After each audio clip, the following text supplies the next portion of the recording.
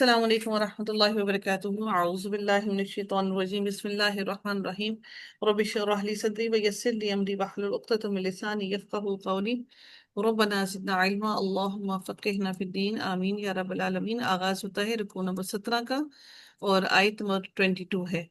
اللہ تعالیٰ یہاں پر ارشاد فرماتے ہیں اس آیت کے اندر اور اس رکوع کے اندر، دیکھتے ہیں اللہ تعالیٰ کیا ارشاد فرماتے ہیں۔ افمن شرح اللہ صدرہ للاسلام فہو علی نور من ربہ۔ اللہ تعالیٰ فرماتے ہیں کہ کیا وہ شخص جس کا سینہ اللہ تعالیٰ نے اسلام کے لیے کھول دیا، بس وہ اپنے پروردگار کی طرف ایک نور پر ہے۔ یعنی آپ لوگ اگر قرآن کو سیکھ رہے ہیں تو قرآن کا سیکھنا کیا ہے کہ آپ کا قرآن کو سیکھنا در حقیقت آپ کا دل نور کے اندر شامل ہے۔ اللہ تعالیٰ نے آپ کے دل میں جو ایمان اتارا، جو قرآن کا علم اتارا، اللہ تعالیٰ جو آپ کو سکھا رہا ہے، یہ اللہ تعالیٰ کی دی ہوئی استطاعت اور استقامت سے ہی ہم سیکھ رہے ہیں۔ تو میرے رب نے واضح فرما دیا کہ بس وہ اپنے پروردگار کی طرف سے ایک نور پر ہے۔ فَوَيْلٌ لِّلْقَاسِيَةِ قُلُوبُهُم مِّن ذِكْرِ اللَّهِ۔ اللہ تعالیٰ فرماتے ہیں کہ اور ہلاکی ہے ان پر اور ان کے لیے ہلاکت ہے کہ جن کے دل یاد الہی سے اثر نہیں لیتے، یعنی کہ اللہ تعالیٰ کے ذکر سے ان کے دلوں پہ کوئی اثر نہیں ہوتا۔ اولئک فی ضلال مبین، یہی وہ لوگ ہیں جو کھلی گمراہی میں ہیں۔ تو اس بات کو سوچئے، کیا اللہ تعالیٰ کا ذکر ہمارے دلوں پر کوئی اثر چھوڑتا ہے؟ کیا اللہ تعالیٰ کی خشیت، اللہ تعالیٰ کے الفاظ کو پڑھنے سے ہمارے دلوں پر کوئی اثر ہوتا ہے؟ ہمارے دلوں میں کوئی نرمی آتی ہے؟ یعنی جس کو اس قبول حق اور خیر کا راستہ اپنانے کی توفیق اللہ تعالیٰ کی طرف سے جب مل جائے، بس اس کا سینہ اللہ تعالیٰ نور کے لیے، روشنی کے لیے کھول دیتا ہے، اور پھر اس کے دل کے اندر جب اسلام اتر آتا ہے تو اس کے دل میں سختی باقی نہیں رہتی۔ میرے رب نے اگلی آیت میں ارشاد فرمایا، اللہ نزل احسن الحدیث کتابا متشابہا مثانی۔ میرے رب نے فرمایا کہ اللہ تعالیٰ نے بہترین کلام نازل فرمایا ہے، جو ایسی کتاب ہے کہ آپس میں ملتی جلتی اور بار بار دہرائی ہوئی آیتوں کی ہے۔ اس سے ایک اور بات کیا ہمیں سمجھنے کو ملی؟ احسن الحدیث سے مراد قرآن مجید ہے۔ ملتی جلتی کا مطلب اس کے سارے حصے اپنی صحت، معنی اور اعجاز و بلاغت کے اعتبار سے، خوبیوں کے اعتبار سے، الفاظ کے اعتبار سے ایک دوسرے سے ملتے جلتے ہیں۔ یعنی اور یہ بھی اس سے مراد لی جا سکتی ہے کہ جو پہلی سابقہ آسمانی کتابیں ہیں ان سے اس کے احکامات ملتے جلتے ہیں، یعنی ان کے اندر بھی اللہ تعالیٰ نے ایسے ہی احکامات نازل فرمائے ہیں۔ میرے رب کا قانون ایسا ہی رہا اور ایک جیسا ہی رہا، تو اللہ تعالیٰ نے اس لیے یہاں پر متشابہن کا لفظ استعمال فرمایا ہے۔ تقشعر منہ جلود الذین یخشون ربہم۔ پھر میرے رب نے فرمایا اسی کے اندر کے جس سے تقشعر منہ جلود الذین یخشون ربہم، جس سے ان لوگوں کے رونگٹے کھڑے ہو جاتے ہیں جو اپنے رب کا خوف رکھتے ہیں۔ یعنی جب وہ اللہ تعالیٰ کی وعیدوں کی باتیں سنتے ہیں، اللہ تعالیٰ کے ڈراوے سنتے ہیں، اللہ تعالیٰ کا غیظ و غضب سنتے ہیں، تو ان کے رونگٹے کھڑے ہو جاتے ہیں، ان کی آنکھیں بہنے لگتی ہیں، وہ خوف کھا اٹھتے ہیں۔ ذالک ھدی اللہ یہدی بہ من یشاء۔ اللہ تعالیٰ فرماتے ہیں، مزید اللہ تعالیٰ کیا فرماتے ہیں کہ آخر میں ان کے جسم اور دل اللہ تعالیٰ کی طرف نرم ہو جاتے ہیں۔ جب بھی ہمارے دل نرم ہوتے ہیں تو نرمی سے ہم اللہ تعالیٰ کی عبادت کرنے لگ جاتے ہیں۔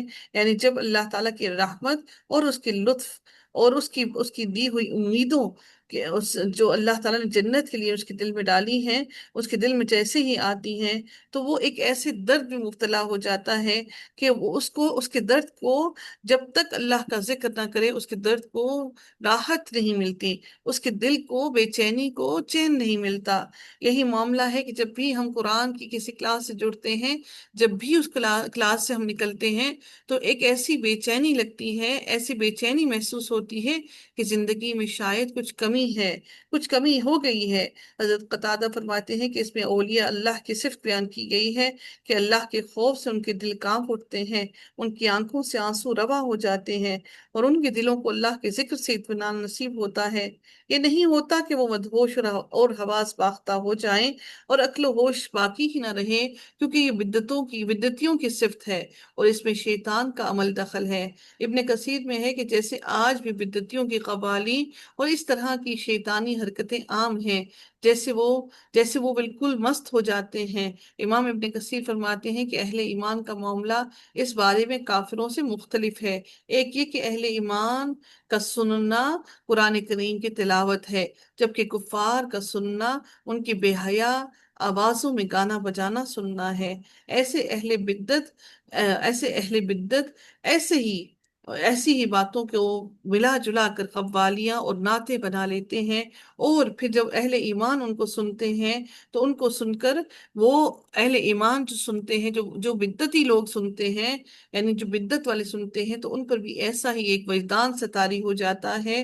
تو اللہ تعالیٰ نے یہاں پر ہمیں یہی یہاں پر فرمایا، اللہ تعالیٰ نے یہاں پر ہمیں یہی سمجھایا کہ وہ لوگ جو اللہ تعالیٰ کی خشیت میں، خوف میں لرزتے ہیں، تو پھر ان کی آنکھیں بہہ نکلتی ہیں، ان کی آنکھیں رونے لگتی ہیں، اور ان کے اوپر رقت طاری ہو جاتی ہے۔ اس کے دوسرے معنی یہ بھی ہیں کہ اہل ایمان قرآن سن کر ادب اور خشیت سے اللہ تعالیٰ کی مدد اور محبت حاصل کرنے کے لیے علم و فہم سے رو پڑتے ہیں اور سجدہ ریز ہو جاتے ہیں، جبکہ کفار شور کرتے ہیں اور کھیل کود میں مصروف رہتے ہیں۔ تیسرا معنی اس کا یہ بھی ہے کہ اہل ایمان سماع قرآن کے وقت، یعنی کہ سنتے وقت، ادب سے بیٹھے ہوتے ہیں، جیسے کہ صحابہ کرام کی عادت تھی، جس سے ان کے رونگٹے کھڑے ہو جاتے تھے اور ان کے دل اللہ تعالیٰ کی طرف جھک جاتے تھے۔ یاد رکھیے، جب تک ہم قرآن کو سننے کے لیے آرام سے، تحمل سے نہیں بیٹھیں گے، اس وقت تک ہمارے دلوں میں وہ اثر نہیں کرے گا۔ اگر ہم باقی مصروفیات پہ رہیں گے تو دل ہمارا ویسے نرم نہیں پڑے گا۔ میرے رب نے مزید اس آیت میں ارشاد فرمایا، ذَلِكَ هُدَى اللَّهِ يَهْدِي بِهِ مَن يَشَاءُ، یہ وہی ہدایت ہے، یہ ہے اللہ تعالیٰ کی ہدایت جس کے ذریعے وہ جسے چاہتا ہے راہ راست پر لگا دیتا ہے۔ اور پھر میرے رب نے فرما دیا ان لوگوں کے لیے، وَمَن يُضْلِلِ اللَّهُ فَمَا لَهُ مِنْ هَادٍ، اور جسے اللہ تعالیٰ ہی راہ سے ہٹا دے، اس کا ہادی، اس کو ہدایت دینے والا کوئی نہیں۔ أَفَمَن يَتَّقِي بِوَجْهِهِ سُوءَ الْعَذَابِ يَوْمَ الْقِيَامَةِ، پھر میرے رب نے فرمایا بھلا جو شخص قیامت کے دن کے بدترین عذاب کی ڈھال اپنے منہ کو بنائے گا، ایسے ظالموں سے کہا جائے گا کہ اپنے کیے ہوئے وبال کا مزہ چکھو۔ یتقی بھی وجہی ہی، اس نے اپنے چہرے کو تیار کیا، اس نے اپنے چہرے کو تیار کیا کس کے لیے؟ اس برے عذاب کے لیے جو یوم قیامت سب کو دیا جائے گا۔ ایسا انسان جس نے اپنے آپ کو اس برے عذاب کے لیے تیار کر لیا، اس انسان نے جس نے اپنے آپ کو برے عذاب کے لیے تیار کیا ہے، تو یقیناً اللہ تعالیٰ اس کی تیاری کا اس کو بدلہ دے گا، جس کے لیے اس نے خود کو تیار کیا ہے۔ وَقِيلَ لِلظَّالِمِينَ ذُوقُوا مَا كُنتُمْ تَكْسِبُونَ، پھر اللہ تعالیٰ اس کو کہے گا کہ جس کے لیے تم نے خود کو تیار کر رکھا ہے، آج اس کا مزہ چکھو تم۔ كَذَّبَ الَّذِينَ مِن قَبْلِهِمْ فَأَتَاهُمُ الْعَذَابُ مِنْ حَيْثُ لَا يَشْعُرُونَ، اللہ تعالیٰ فرماتے ہیں کہ ان سے پہلے والوں نے بھی جھٹلایا، پھر ان پر وہاں سے عذاب آ پڑا جہاں سے ان کا خیال بھی نہ تھا، ان کو علم ہی نہ تھا، کیونکہ وہ سمجھتے تھے ہم تو اللہ تعالیٰ کے چہیتے لوگ ہیں، ہمیں کون عذاب دے گا۔ فَأَذَاقَهُمُ اللَّهُ فَأَذَاقَهُمُ اللَّهُ الْخِزْيَ فِي الْحَيَاةِ الدُّنْيَا وَلَعَذَابُ الْآخِرَةِ أَكْبَرُ لَوْ كَانُوا يَعْلَمُونَ، اللہ تعالیٰ فرماتے ہیں کہ اور اللہ تعالیٰ نے انہیں زندگانی دنیا میں رسوائی، کذب الذین، جی، فَأَذَاقَهُمُ اللَّهُ الْخِزْيَ فِي الْحَيَاةِ الدُّنْيَا، اللہ تعالیٰ فرماتے ہیں اور اللہ تعالیٰ نے انہیں دنیا کی زندگی میں رسوائی کا مزہ چکھایا، یعنی کہ دنیا میں اللہ تعالیٰ نے ان کو رسوا کر دیا. کہ کفار مکہ کو تنبیہ کی جا رہی ہے کہ گزشتہ قوموں نے پیغمبروں کو جب جھٹلایا تو ان کا حال یہ ہوا، اور ہم نے ان کو ایسے ہی دنیا میں رسوا کر دیا. اور تم اشرف الرسل ہو، یعنی تمہارے اندر اللہ تعالیٰ نے سب سے سب سے اللہ کو عزیز ترین رسول کو بھیجا. اور افضل الناس ہو، یعنی اللہ تعالیٰ نے تمہیں تمام لوگوں پر بھی، انسانوں پر بھی فضیلت عطا کی ہے. اور تم تکذیب کر رہے ہو اس رسول کی. تمہیں بھی اس تکذیب کے انجام کے سے ڈرنا چاہیے کہ تم بھی اگر ایسا ہی جھٹلاؤ گے تو یقیناً اللہ تعالیٰ تمہیں بھی ایسے ہی عذاب میں مبتلا کرے گا جسے اللہ تعالیٰ نے تم سے پہلی قوموں کو عذاب میں مبتلا کیا تھا. اور اللہ تعالیٰ فرماتے ہیں اور ابھی آخرت کا تو بڑا بھاری عذاب ہے، کاش کہ یہ لوگ سمجھ لیں، اس کا آخرت کا عذاب اس سے کئی گنا زیادہ بڑا ہے. میرے رب نے پھر مزید فرمایا وَلَقَدْ ضَرَبْنَا لِلنَّاسِ فِي هَذَا الْقُرْآنِ مِن كُلِّ مَثَلٍ لَعَلَّهُمْ يَتَذَكَّرُونَ. اللہ تعالیٰ فرماتے ہیں اور یقیناً ہم نے اس قرآن میں لوگوں کے لیے ہر قسم کی مثالیں بیان کر دی ہیں، کیا عجب کہ وہ نصیحت حاصل کر لیں. یعنی لوگوں کو سمجھانے کے لیے ہر طرح کی مثالیں کھول کھول کر بیان کی ہیں تاکہ یہ باتیں لوگوں کے ذہنوں میں بیٹھ جائیں. آپ یقین رکھیے کہ آپ اس قرآن کو سمجھ کر جب پڑھنا شروع کرتے ہیں، یہ اتنی بڑی بلیسنگ ہے کہ جب آپ اس کو ترجمے کے ساتھ سمجھ کر یاد کرنا شروع کرتے ہیں تو یہ پھر دلوں پر اترنا شروع کر دیتا ہے، اپنا گھر اپنی جگہ بنانا شروع کر دیتا ہے. پھر میرے رب نے فرمایا قرآن عربی غیر ذی عوج لعلہم یتقون. قرآن ہے عربی میں جس میں کوئی کجی نہیں، کوئی ٹیڑھ پن نہیں ہو سکتا کہ وہ پرہیزگاری اختیار کر لیں. یعنی قرآن واضح عربی زبان میں ہے جس میں کوئی کجی انحراف نہیں ہے، تاکہ لوگ اس میں بیان کردہ وعیدوں سے ڈریں اور اس میں بیان کیے گئے وعدوں کو سچا بناتے ہوئے اس پر عمل کریں، سچا سمجھتے ہوئے اس پر عمل کریں. قرآن کے کسی بھی لفظ کے اندر کوئی کمی نہیں ہے. قرآن کا ہر ہر حرف اور ہر لفظ پورا اور مکمل اور جامع ہے، وہ اپنے اندر پورا مکمل طور پر ہر چیز کی تفسیر رکھتا ہے.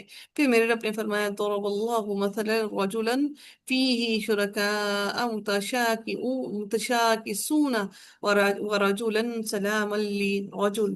اللہ تعالیٰ فرماتے ہیں اللہ تعالیٰ مثال بیان فرما رہا ہے کہ ایک وہ شخص جس میں بہت سے باہم ضد رکھنے والے ساجی ہیں، ایک جیسے ملتے جلتے ساجی اس کے ہیلپرز ہیں، اور دوسرا وہ شخص جو صرف ایک ہی کا غلام ہے. کیا یہ دونوں صرف میں یکساں ہیں؟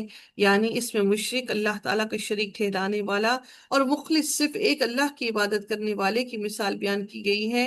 یعنی ایک غلام ہے جو کئی شخصوں کے درمیان مشترکہ ہے، چنانچہ وہ آپس میں جھگڑتے رہتے ہیں، اور ایک غلام ہے جس کا مالک صرف ایک ہی شخص ہے، اس کی ملکیت میں اس کے ساتھ کوئی شریک نہیں ہے. کیا یہ دونوں غلام برابر ہو سکتے ہیں؟ نہیں، یقیناً نہیں ہو سکتے. اسی طرح وہ مشرک جو اللہ تعالیٰ کے ساتھ دوسرے معبودوں کی بھی عبادت کرتا ہے، اور وہ مخلص مومن جو صرف ایک اللہ کی عبادت کرتا ہے، اس کے ساتھ کسی کو شریک نہیں ٹھہراتا، یہ دونوں کبھی بھی برابر نہیں ہو سکتے ہیں. تو یاد رکھیے کہ آپ لوگ بھی ان لوگوں کے برابر ہرگز نہیں ہو سکتے ہیں جو لوگ قرآن سے جڑے نہیں، جن کا رستہ قرآن نہیں، جن کا علم قرآن نہیں، جن کی دنیا قرآن سے خالی ہے، جن کے سینے قرآن سے خالی ہیں. آپ لوگ ان کے برابر کے نہیں ہو سکتے ہیں. آپ کا عمل، آپ کا ذوق، آپ کا شوق، آپ کا صبر ان لوگوں کے برابر قطعاً نہیں ہو سکتا. یقیناً جس دل میں قرآن اتر جائے تو وہ دل ضرور جھک جاتا ہے، اور وہ اللہ تعالیٰ کی رضا اور خشیت کے لیے جھک جاتا ہے.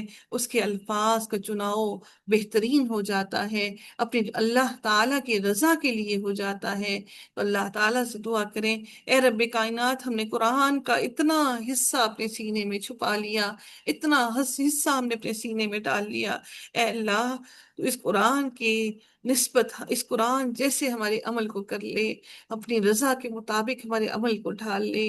میرے رب نے اگلی آیت میں مزید فرمایا کہ اللہ تعالیٰ پھر اسی آیت کے اگلے حصے میں فرماتے ہیں کہ الحمدللہ بل اکثرهم لا يعلمون. اللہ تعالیٰ ہی کے لیے سب تعریف ہے، بات یہ ہے کہ ان میں سے اکثر لوگ سمجھتے نہیں ہیں.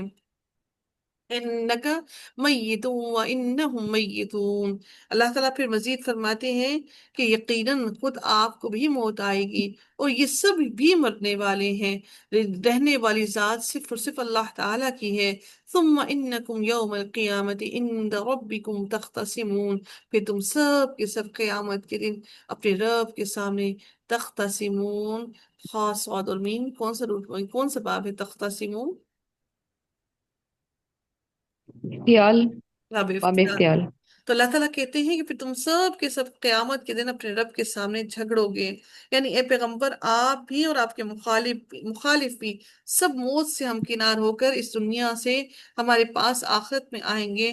دنیا میں تو توحید اور شرک کا فیصلہ تمہارے درمیان نہیں ہو سکا اور تم اس بارے میں جھگڑتے ہی رہے، لیکن یہاں میں اس کا فیصلہ کروں گا، اور مخلص اللہ تعالیٰ کو واحد جاننے والے کو، ماننے والے کو جنت میں، اور مشرکین اور مکذبین کو جہنم میں داخل کروں گا۔ اس آیت سے بھی وفات نبی کا اثبات ہوتا ہے، اور معلوم ہوتا ہے اللہ تعالیٰ نے اگر نبی اکرم صلی اللہ علیہ وآلہ وسلم کے لیے کہہ دیا کہ یقیناً خود آپ کو بھی موت آئے گی اور یہ سب بھی مرنے والے ہیں، لوگ یہ گمان لیے بیٹھے ہیں کہ نبی مرے نہیں ہیں، نبی مرتے نہیں ہیں، وہ سب کچھ سن رہے ہیں، وہ دنیا سے روپوش ہو گئے ہیں۔ میرے رب نے خود فرما دیا کہ یقیناً آپ کو بھی موت آئے گی۔ موت کیا ہوتا ہے کہ ایک بالکل انسان اس کی تمام ہوش و حواس میں اس کے اوپر پردہ آ جاتا ہے، تو ان کا دنیا سے تعلق ختم ہو گیا، وہ ان کا اللہ تعالیٰ کے ساتھ وہاں پر اللہ کے پاس وہاں پر کیا معاملات ہیں ہم اس کو نہیں جانتے، اور نہ ہی اللہ تعالیٰ نے اس کی خبر ہمیں پہنچائی ہے، نہ ہمیں معلوم ہے، اور نہ ہی ہمیں ضرورت ہے کہ ہم ان معاملات کے اندر پڑھ کے اپنے عقائد کو خراب کریں، بلکہ جو اللہ تعالیٰ نے ہمیں بتایا عمل کرنے کے لیے کیوں نہ ہم اس رسی کو پکڑ لیں اور اس کے مطابق اپنے اعمال کو ڈھال لیں۔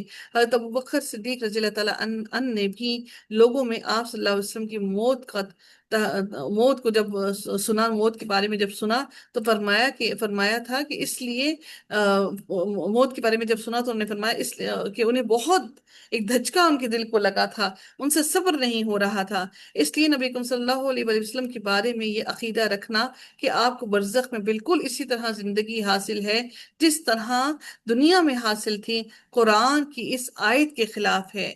آپ پر بھی دیگر انسانوں ہی کی طرح موت طاری ہوگی، اسی طرح آپ کو دفن کیا گیا، قبر میں آپ کو برزخی زندگی تو یقیناً حاصل ہے جس کی کیفیت کا ہمیں علم نہیں، لیکن دوبارہ قبر میں آپ کو دنیاوی زندگی عطا نہیں کی گئی، وہ عالم برزخ کی زندگی ہے جس کو ہم سب میں سے کوئی بھی نہیں جانتا، اور نہ ہی ہم سب میں سے کسی کو ضرورت ہے کہ ہم ان بحث و مباحثہ میں پڑھ کے اپنے عقائد کو خراب کریں اور سوال اٹھائیں۔